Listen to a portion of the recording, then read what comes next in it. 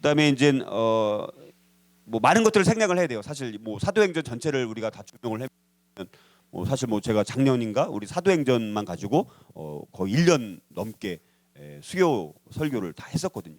굉장히 방대한 양이었기 때문에 지금은 이제 아주 핵심적인 몇 가지 사건만 제가 설명을 드려야 돼요. 그래서 뭐 우리가 사실 순서대로 쫙 한번 파노라마처럼 쭉 한번 훑어보고는 싶지만 그러기에는 시간이 너무 부족한 것 같아요. 그래서 이제 어찌됐든 첫 번째 순교자가 나옵니다. 스데반이라는 사람. 참 이분 참 대단하죠. 죽으면서까지 저들을 예수님께서 순교하실 때 십자가에서 죽으실 때 저들을 용서해 달라고 예수님께서 말씀하셨던 것과 똑같은 그 고백을 스데반 선교사가 수데반 집사가 우리가 하는 것을 보게 됩니다. 그래서 수데반 우리 집사는 이 담대함이라는 성품을 대표적으로 보여준 가장 우리 순교자의 모델이 될 수 있는 사람이 바로 이 스데반 집사라고 볼 수가 있습니다. 그리고 그 옆에 누가 있었다고요? 바울이 있었다는 거. 바울이 스데반 집사가 순교당하는 것을 보고 있었어요. 그때는 뭐 바울도 당연하다 뭐 이렇게 생각해 뭐 잘 뭐 죽었다 뭐 이렇게 생각했겠죠. 그러나 이제 나중에 그가 이제 개종하게 되어지죠. 자, 그다음에 이제 우리가 이제 특별히 빌립 집사가 또 이제 사마리아를 향한 전도 사역을 이제 그때 하게 되어지고 그래서 빌립 집사의 전도 사역이 있었고 또 베드로도 일정 전도 사역을 또 베드로도 하게 됩니다. 그러니까 사도 바울이 선교하기 전에도 이미 빌립 집사 같은 사람도 선교를 했었고 베드로도 선교를 했었고 사실은 바울뿐만 아니라 또 많은 그 초기 그리스도인들이 선교를 많이 했어요. 사실은 우리가 이름이 알려져 있지 않은 사람이어서 그렇지 사실 많은 사람들이 선교에 참여를 했었던 것을 볼 수 있습니다. 자, 그리고 이제 바울이 회심하기 전에 회심 선교 가기 전에 다메섹에서 우리가 이제 예수님을 만나고 그리고 또 예루살렘으로 갔다가 이제 좀 위험을 느껴가지고 이제 아라비아로 한 3년 정도 피신했다가 나중에 다시 뭐 이제 다소에 가서 이제는 사역을 하고 이제 바나바를 만나기도 하고 자 이런 일들 요게 이제 사도 바울이 사도행전 13장부터 1차 선교 여행 가기 전에 이런 일들이 있었고 특별히 이 아라비아 같은 이런 광야 같은 곳에 가서 사도 바울이 아마도 많은 것들을 이제 광야에서 하나님과 깊은 교제를 하면서 하나님의 깨달음, 하나님의 그런 말씀들을 많이 거기서 정리할 수 있지 않았을까? 그러니까 우리가 겪는 이 광야의 시간, 고난의 시간이라는 것은 반드시 필요한 것을 우리가 볼 수가 있고요.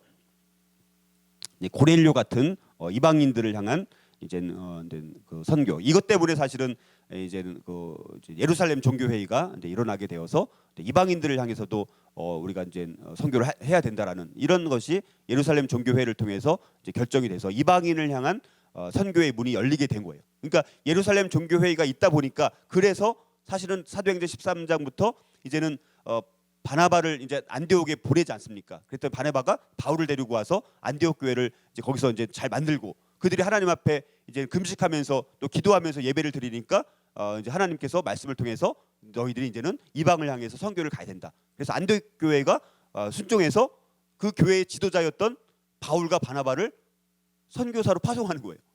이게 굉장히 쉬운 일이 아닙니다, 여러분들. 한 교회의 최고 지도자 2명을 동시에 파송하는 거예요. 그만큼 안디옥 교회는 두 지도자가 빠져나가도 안디옥 교회는 그 자체 안에서 건강하게 세워질 수 있는 일꾼들이 세워져 있었고 모든 것들이 준비가 되어 있었다라는 거예요. 그러니까 그 바나바 바울을 선교로 보내도 안디옥 교회는 오히려 그를 후원하는 역할들을 교회가 감당하지 않았습니까? 사실 그런 교회가 돼야 되는 거예요. 우리 온사람 지구촌교회도 제가 언제든지 빠져나가도 전혀 흔들림 없이 더 건강하게 세워지는 교회가 진짜 건강한 교회인 거예요. 아멘 안 하시는데요? 저도 하나님께서 어떻게 인도하실지 모르는 거. 우리 모든 우리 그리스도인들은 하나님께서 어떻게 인도하실지 몰라요. 그러니까 우리가 항상 그 공동체를 어떻게 건강하게 세우느냐. 그래서 몇 사람이 빠져나간다는 것이 뭐 좋지 않은 일이 있어서 빠져나가는 게 아니라 진짜 어떤 선교 사역이든 무슨 좋은 사역을 위해서 하나님 나라 확장하는 일들을 위해서 빠져나가도 오히려 그분들을 더 후원해 주면서도 그 교회는 더 건강하게 계속해서 세워지고 성장할 수 있는 교회, 그런 토대를 만들어 가는 것이 우리가 해야 될 일이라는 거예요. 예. 그래서 이제 요 시기에 이제 우리 가이우스 이제 로마 황제들 여전히 지금 이 교회의 바운더리는 뭡니까? 다 뭐예요? 로마 제국 안에 있는 거예요. 그렇죠? 예루살렘이든 뭐 안디옥이든 지금 다 로마 제국 그 하에 있는 이런 환경이라는 것을 우리가 기억을 해서 이제 칼리굴라는 별명인데 가이우스 황제가 있습니다. 그래서 이 황제는 특별히 이제는 이제 뭐 베리우스에게 입양된 게르마니쿠스의 세 번째 아들이고 클라우디우스의 조카 클라우디우스라는 우리 그 뭐 사도행전을 보면 거기 이름이 나옵니다, 사실. 그리고 굉장히 좋은 황제가 될 거라고 생각했지만 그렇지는 않고요. 수에토니우스는 심지어 이 그 가이우스 황제를 괴물로 설명할 만큼 좋지 않은 황제였고 또 이런 시기에 뭐 이런 내용들이 있었고요. 많은 악행을 저질렀던 황제였고요. 자, 그다음에 이제 여기 보면 뭐 저번에 한번 말씀드린 거긴 하지만 이제는 사실 티베리우스에 이어서 가이우스가 이제 황제가 된 거거든요. 이걸 보게 되면 우리 티베리우스 또 가이우스 사실 죄가 세대를 따라 흘러내려간 거예요. 그러니까 티베리우스의 좋지 않은 것들이 이 가이우스에게도 많이 이제 넘어가게 되고 이제 자기의 아버지로부터 좋지 않은 그런 영향들을 많이 흘러나가게 됩니다. 우리도 마찬가지로 지난번 말씀드렸던 것처럼 우리 자녀를 볼 때 참 내가 참 못된 나의 모습이 있는데 우리 자녀들이 그것만 또 때로 할 때 보면 참 마음이 아프지 않습니까? 그러기 이걸 극복하기 위해서는 우리가 하나님 아버지가 우리의 진짜 양부가 되어질 때 우리 하나님의 형상을 더 닮아갈 수 있다라는 것을 우리가 생각해 볼 수가 있다라는 것이죠. 그다음에 이제 헤롯 안티파스 침례 요한을 처형했던 이제 분봉 왕이죠. 그래서 헤롯 안티파스 이 사람은 이제 한 AD 40년경 그러니까 우리 사도행전 그 시기 요때 이제는 죽었던 분봉 왕이 헤롯 안티파스라는 사람이고 자 그러면서 이제 그리스도인이 되고 동역자를 구하라 여기 보면 사도행전 11장 24절 26절에 보니까 바나바는 착한 사람이요 성령과 믿음이 충만한 사람이라 이에 큰 무리가 죽게 더하여지더라. 바나바가 사울을 찾으러 다소에 가니 가서 만남에 안디옥에 데리고 와서 둘이 교회에 1년간 모여 있어 큰 무리를 가르쳤고 제자들이 안디옥에서 비로소 그리스도인이라 일컬음을 받게 되었더라. 참 여러분들 이 바나바는 바울이 없었다면 바나바가 또 되지 못했을 것이고 바울도 바나바가 없었다면 바울이 될 수 없었던 아주 친밀한 아주 귀한 동역자 관계였습니다. 물론 나중에 요한 마가 때문에 일정 부분 갈라진 부분도 있지만 그러나 그들이 정말 동역했던 그 시기는 하나님께서 엄청난 역사를 하셨던 그래서 우리 안에도 바나바라는 사람은 참 위로 그의 이름이 갖고 있는 것처럼 위로자 권면자가 되어서 많은 사람들을 세운 바울을 정말 예루살렘에 있는 종교 지도자들이랑 친교를 하게 만들고 모든 그 중개 역할을 다 만들고 그거를 했던 사람이 바울을 세웠던 사람이 바나바라는 사람이죠. 그래서 굉장히 중요한 인물이에요. 그래서 이제 바나바 같은 경우는 우리가 교회에서도 그래서 바나바 사역을 많이 하잖아요. 바나바 사역. 그래서 우리가 새 신자 교회에 새 신자 오면 그 새 신자를 교회에 잘 정착할 수 있도록 하기 위해서 교회에서 많은 사역을 하는 게 뭐예요? 바나바 사역. 근데 우리가 바나바 사역을 발음을 잘못해갖고 바나나 사역하면 안 될 것 같아요. 바나바 사역을 바나나 사역하면 안 돼. 자, 그래서 우리가 참 이 바나바라는 사람이 그렇게 아주 중요한 사람이었던 것을 생각해 볼 수가 있고요. 그리고 이제 세베대의 아들이었던 야고보가 이제는 순교를 또 당합니다. 아까 스데반 집사가 순교당했죠. 그것은 최초의 순교자고 사도 중에서 최초로 순교당한 사람은 세베대의 아들 야고보. 사도 요한의 형제였던 이제 야고보가 순교를 당하게 됩니다. 그래서 이걸 계기로 교회가 또 핍박을 받고 흩어지기 시작하고 그런데 이 사람과 관련이 있는 사람이 세베대 아들 순교를 당했는데 헤롯 여기 보면 헤롯 아그리파 1세 헤롯 아그리파 1세에 의해서 순교를 당한 거예요. 우리가 이제 신약 성경을 보면 복음서에도 그렇고 여러 명의 헤롯이 나오잖아요. 그러니까 여기 헤롯은 누구냐면 헤롯 아그리파 1세. 나중에 또 헤롯이 나오는데 그 헤롯은 또 헤롯 아그리파 또 2세도 또 뒤에 나와요. 굉장히 이제 헷갈리는 부분이에요. 여기서는 헤롯 아그리파 1세가 나오는데 이 사람을 통해서 어쨌든 세베대 아들이었던 야고보가 순교를 당합니다. 자 그런데 헤롯 왕가가 참 복잡합니다.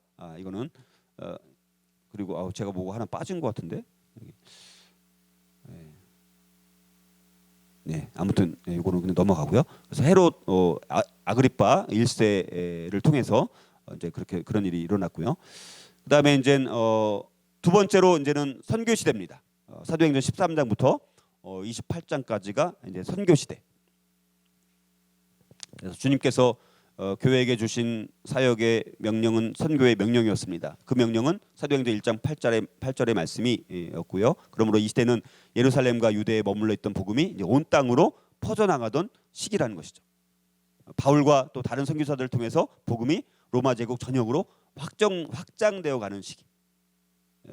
크게 보면 이제 선교 시대, 우리가 이제 사도행전 28장까지가 이런 내용이고요.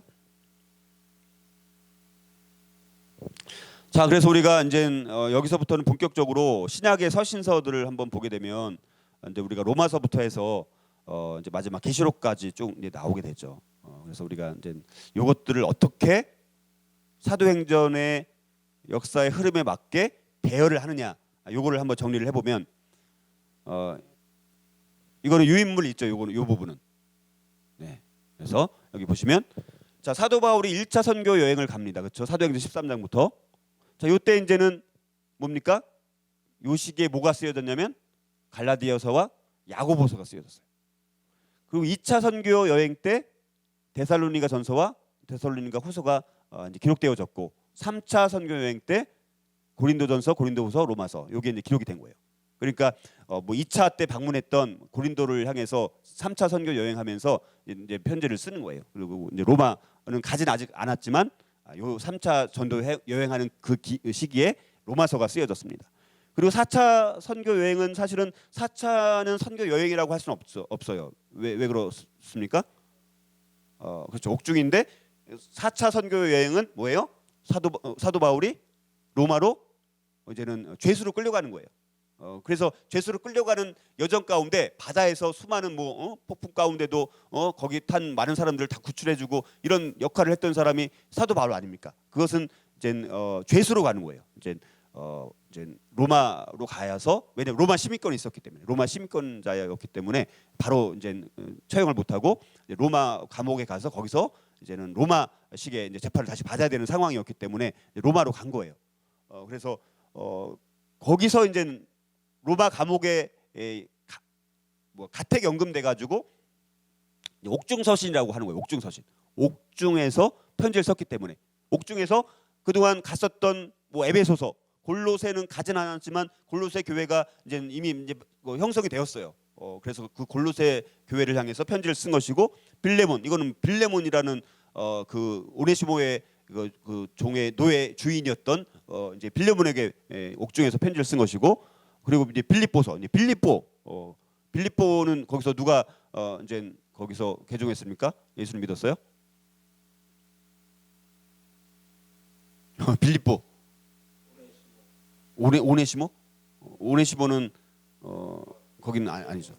예, 빌립보서, 빌립보 교회, 예, 자주장사, 그 여인. 그래서 빌립보 교회가 보낸 편지예요. 이게 다 옥중 서신입니다. 그래서 그 다음에 이제 사실은 여기까지는 사도행전 28장 기록되어 있는데 그 이후에 사도 바울이 로마에서 계속해서 하나님의 복음을 전했다더라 이렇게 끝나잖아요.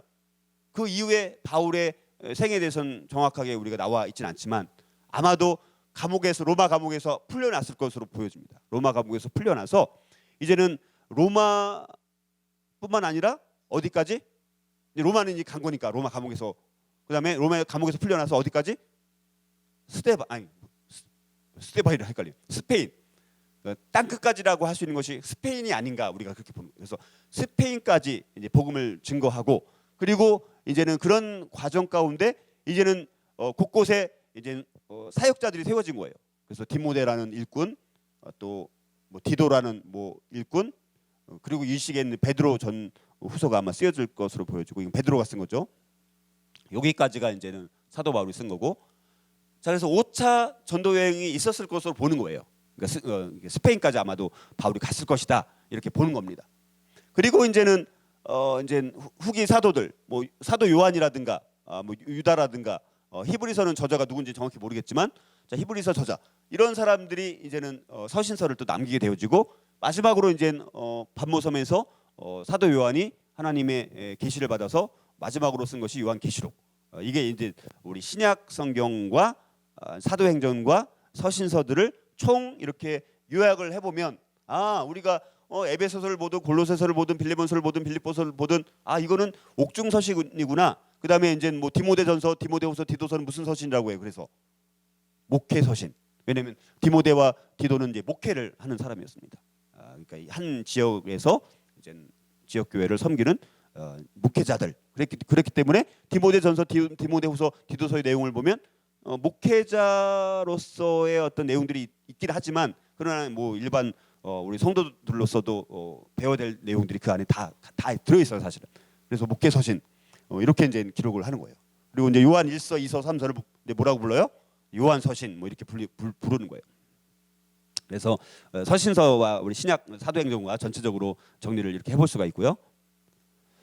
자, 그래서 이제 뭐 이제 로마서, 히브리서 이제 각 수신지를 보니까 이제 마게도냐 지역의 빌립보와 데살로니가 지역이기 때문에 이쪽을 향해서 아가야 지역에 아마 유다서가 쓰여졌을 것으로 보여지고 이제 이쪽이 고린도에는 고린도 전후서, 반모섬에서 요한계시록을 기록을 했을 것이고 그레데 섬에서 사역하는 디도를 향해서 사도 바울이 디도서를 기록하고 또 아시아 지역의 에베소, 골로새서 뭐 이제 디모데 그다음에 빌레몬 뭐 이런 것들이 여기서 기록되었을 것이고 갈라디아서 뭐 이렇게 대충 이런 지역의 수신지가 이제 서신서들이 이제 기록이 된 거고요. 편지로 발송이 된 거고